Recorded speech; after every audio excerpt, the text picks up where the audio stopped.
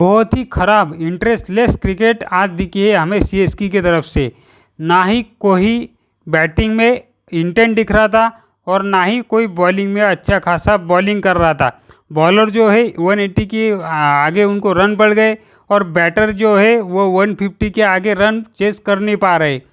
कुल मिला के सीएसके का कुछ भी अच्छा नहीं लग रहा है। सीएसके का अगर देखें तो कोई भी बैटर अच्छे खासे स्ट्राइक रेट से नहीं खेल रहा है, सभी एकदम मीडियोकर क्रिकेट खेल रहे हैं। चेन्नई की टीम के इस साल तो कुछ अच्छे आसार नज़र नहीं आ रहे, बैटिंग में भी नहीं और बॉलिंग में भी नहीं। बॉलिंग में भी बॉलर बहुत ही अच्छा खासा मार खा रहे, बैटिंग में तो पूरा ही डब्बा गुल है। बैटिंग में तो कोई भी कुछ भी नहीं कर रहा है। कभी कभी गायकवाड़ रन बना देता है लेकिन बाकी का कोई भी कुछ नहीं कर रहा है। शिवम दुबे भी फेल चल रहा है, ऊपर से सचिन रविंद्रा भी कुछ नहीं कर रहा है। आज डेवन कॉनवे को खिलाया, उसने भी कुछ नहीं किया। नीचे से विजय शंकर ने कुछ किए लेकिन वो इतने स्लो रन बनाए कि वो रन टीम के कोई काम नहीं आने वाले थे। 43 रन में उस बंदे ने उसकी 50 की, क्या काम की है ऐसी 50? कुछ काम की नहीं है। अगर आप T20 गेम में 43 रन पर आपकी 50 होगी तो ये मैच विनिंग पारी तो उसे नहीं कह सकते हम, ना ही तो मैच जीतने वाली पारी कह सकते, कुछ भी नहीं। वो एक डेड रबर की तरह वो पारी चली गई विजय शंकर की। और साथ ही में जो महेंद्र सिंह धोनी ने भी नीचे से कुछ रन बनाए, 30 रन 25 बॉलों पे, वो भी ऐसे ही चले गए। क्योंकि नीचे से आपने अगर मैच देखा होगा तो आपको पता लगा कि 56 बॉल पर 101 रन चाहिए थे जब महेंद्र सिंह धोनी क्रीज पर आए थे। तब अगर कोई अच्छा खासा इंटेंस से अगर मैच आगे बढ़ाते तो मुझे लगता था कि ये चेस हो सकता था। लेकिन किसी ने इंटरेस्ट ही नहीं दिखाया, किसी ने शॉट मारने की कोशिश ही नहीं की। एकदम इस इनिंग को डीप करके इतना डीप मुझे लग रहा था कि ये डीप लेने की नहीं, ये तभी हार मान चुके हैं। तभी ही इनके शॉट मेकिंग से ही पता लग रहा था कि ये अभी इस वक्त ही 10वें ओवर में सोच चुके हैं कि हम इस मैच से बाहर हो चुके हैं। 10वें ओवर में उन्होंने सोच लिया कि हम ये मैच हारने वाले हैं।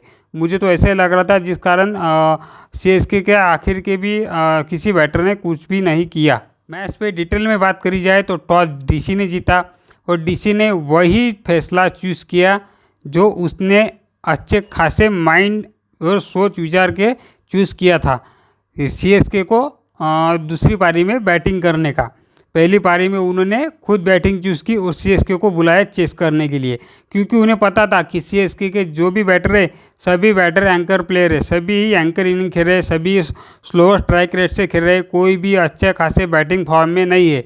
और सीएसके के लिए हम कितने भी 180 प्लस रन अगर बना दे तो सीएसके के लिए ये नामुमकिन होगा। उन लोगों को पता था, डीसी वालों को, तभी उन्होंने ये फैसला लिया था। और उसके बाद ओपनिंग में आज फाफ डुप्लेसी कुछ इंजरी के कारण बाहर थे, तो ओपनिंग में केएल राहुल ने क्या पारी खेली है 76 रन की। हमें बिल्कुल ही लग रहा था कि ये वही केएल राहुल है 2019, 20, 18, 16 वाले केएल राहुल जिसे हम जानते थे, जो कि हिटिंग करते वक्त नहीं सोचते थे, बॉल को मारते वक्त एंजॉय करते थे। बॉल को हिटिंग करते वक्त वाइट बॉल में खास करके वो बहुत ही अच्छे से बहुत ही क्लीन स्ट्राइकिंग करते थे। वही केएल राहुल हमें कल दिखाई दिए, चाहे वो स्पिनर हो चाहे वो फास्ट बॉलर हो, सभी को उन्होंने अच्छी खासी तरह से सीएसके के सभी को अच्छी खासी तरह से पीटा। और उसके बाद अभिषेक पौरेल ने बहुत ही अच्छे 28 कुछ रन बनाए। और उसके बाद फिर अक्षर पटेल आए, अक्षर पटेल ने भी अच्छे खासे स्ट्राइक रेट के साथ बैटिंग की। उसके बाद नीचे से समीर रिजवी आए, उन्होंने भी अच्छे खासे 25 रन के आसपास कुछ रन बनाए। और फिर नीचे से स्टीस्टन स्टब आए, स्टीस्टन स्टब ने भी बहुत ही अच्छी तरीके से हिटिंग करने स्टार्ट कर दी, बहुत ही अच्छी तरीके से उन्होंने भी छक्के चौके लगाए। और इस तरह से कुल मिला के 189 के आसपास कुछ स्कोर दिल्ली का चला गया। और दिल्ली ने इतना बड़ा स्कोर सीएसके के सामने खड़ा कर दिया, तो सीएसके के लिए ये बिल्कुल ही चेस इजी नहीं था। और सीएसके की इस बैटिंग लाइनअप के सामने, जो कि सभी के सभी एकदम एंकर प्लेयर की तरह खेलते हैं, तो ऐसे प्लेयर के सामने ये इतना चेस बिल्कुल ही इजी नहीं होने वाला था। सीएसके चेसिंग को आई तो सीएसके में आज एक बदलाव था, डेवन कॉनवे खेल रहे थे त्रिपाठी की जगह, लेकिन सीएसके का कुछ बदला नहीं। कुछ भी नहीं बदला। सचिन रविंद्र भी रन नहीं बना रहे, ना तो ऋतुराज गायकवाड़ के बल्ले से रन आए, ना ही नीचे से शिवम दुबे के बल्ले से आए। किसी बैटर ने, टॉप ऑर्डर बैटर ने रन नहीं बनाए। इसके कारण बहुत ही जल्दी उनके बहुत ही विकेट गिर गए। और नीचे से मिडल ऑर्डर में विजय शंकर आए। विजय शंकर वही अपनी एंकर इनिंग खेलते रहे, टिपिक टिपिक खेलते रहे। नीचे से भी जडेजा का विकेट चला गया। फिर धोनी आए। धोनी और विजय शंकर जब खेल रहे थे तब 56 बॉल पर 101 रन चाहिए थे। तब मुझे लग रहा था कि अगर ये इनके पार्टनरशिप लग गई तो इनको मैच को मुझे लग रहा था कि कम से कम जितना हो सके उतना रन को, स्कोर को कम करना चाहिए।